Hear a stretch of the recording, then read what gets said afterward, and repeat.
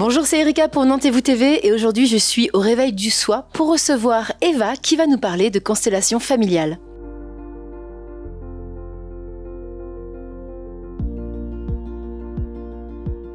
Bonjour Eva. Bonjour Erika. Comment vas-tu et surtout, est-ce que tu peux nous parler un petit peu de ta pratique qui est, si je ne me trompe pas, de la thérapie systémique ? C'est ça. Qu'est-ce que sont les constellations familiales et la systémie ? Quand on fait une constellation, on s'intéresse aux traces laissées par le transgénérationnel.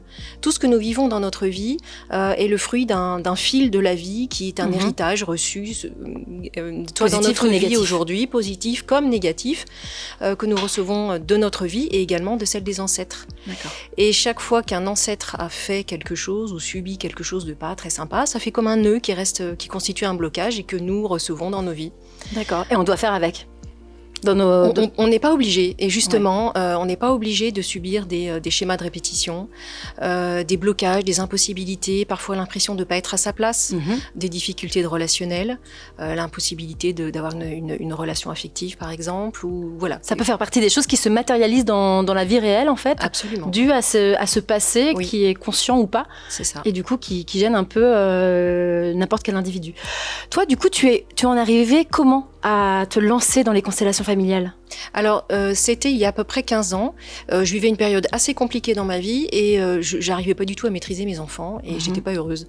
Okay. Et le jour où j'ai entendu le mot transgénérationnel, constellation, je me suis dit ça, ce truc, c'est pour moi. Ça résonnait tellement fort. T'as senti que c'est ce que tu avais besoin pour régler tes problèmes à ce moment-là. Okay. J'avais besoin d'aller chercher très profondément pour aller résoudre ces problèmes-là qui n'étaient pas juste des problèmes de comportement. C'est vrai qu'en ce moment, on a sur une plateforme de vidéos à la demande une série qui fonctionne plutôt bien et qui amène de la curiosité dans les participants. Tu as peut-être entendu parler du chemin des oliviers. Est-ce que tu as eu l'occasion de pouvoir la regarder et de pouvoir un peu comparer avec ta pratique ? Est-ce qu'on est sur quelque chose d'assez exact ou pas du tout ? Alors, j'ai effectivement enfin pu la regarder puisque je ne suis pas adhérente à cette plateforme et j'ai trouvé ça très juste au final. Je trouve ça très juste. On a le grand plaisir de voir ce qu'on peut formaliser, ce qu'on peut matérialiser en constellation dans cette série, ce qui n'est pas le cas dans la vie réelle. Ouais. Mais je trouve que l'analyse, les questions posées par la voix off sont d'une justesse assez notable. D'accord. Voilà. La seule petite chose, c'est que parfois le médiateur a un petit côté médium. Voilà, je pense que tous les praticiens ne l'ont pas, moi non par exemple, voilà, et je cherche pas non plus. Voilà, surtout pas. Est-ce que, parce que j'ai eu la chance de faire plusieurs constellations familiales, donc c'est vrai qu'en effet certains pratiquants vont, en tout cas certains facilitateurs, je vais nommer ça comme ça, disent qu'on devient un peu tous canal, parce que quelque part, dis-moi si je me trompe, mais en fait, quand on participe à une constellation familiale, quelque part on accueille les ressentis qui ne sont pas les nôtres. Donc, qu'est-ce que tu en penses ?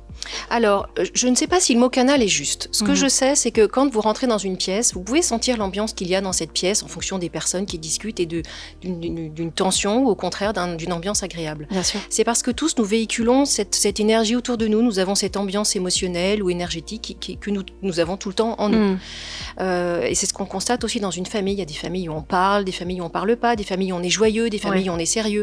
En fait, c'est ça. C'est vraiment cette espèce d'aura que chacun a en lui et en fait on communique en permanence. Et quand on est un peu à l'écoute finalement, on arrive à ressentir ça et du coup à le retranscrire. Tout à fait, on le vit. Ça nous traverse, on le vit, on se met à disposition de la personne qui demande, qui pose la question et on se laisse effectivement traverser par ces énergies, ces émotions qui sont là.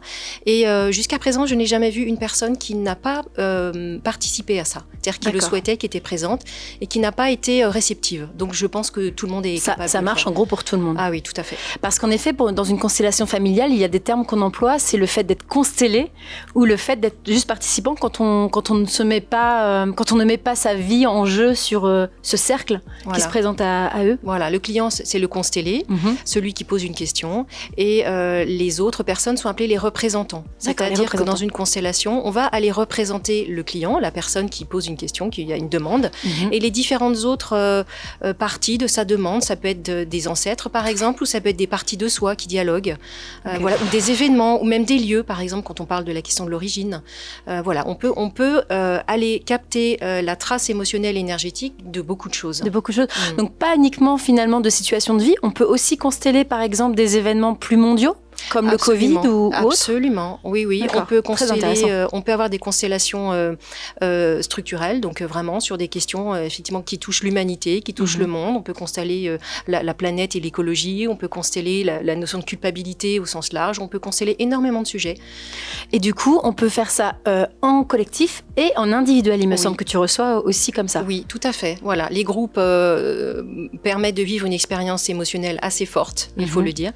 En individuel, l'expérience est un petit peu différente puisque nous ne sommes que deux, mais de la même manière, on représente toutes les parties qui ont besoin d'être vues. Et du coup, ça passe par toi ou ça passe par des figurines ou par des objets extérieurs pour Moi, j'utilise tout, c'est-à-dire à la fois moi, à la fois des petites peluches, des cartes, des objets, des coussins, voilà, tout est bon à prendre. Parfois de la musique aussi. Il faut compter combien à peu près en budget pour participer à un événement collectif ou en rendez-vous individuel? C'est quoi les prix? Alors, d'un praticien à l'autre, c'est extrêmement variable. Ouais, j'imagine. Voilà, moi, je demande une petite centaine d'euros. Aujourd'hui, je suis à 90 €. Mais certains demandent beaucoup plus ou beaucoup moins. Voilà, ça dépend. On est sur 1 heure, 2 heures de rendez-vous quand c'est de l'individuel? En individuel, il faut compter 1 heure, parfois 1 heure et demie quand le sujet est un petit peu long et qu'on a besoin d'accompagner la personne. Voilà. Et en collectif, c'est souvent sur des journées complètes, hein? Alors, des journées ou des demi-journées. Voilà, à minima, des demi-journées. Et où est-ce qu'on peut te retrouver si on veut faire appel à tes services? Alors, on me retrouve sur Facebook et sur Instagram avec mon nom. Voilà. Donc, Eva Vandenkerkhove. Et tu as également un cabinet pour les rendez-vous individuels ou tu reçois en visio chez toi? Alors, je ne fais pas de visio parce que l'écran, pour moi, est un écran, un obstacle. Il pompe de l'énergie, il n'en donne pas. Et moi, j'aime bien quand ça donne de l'énergie.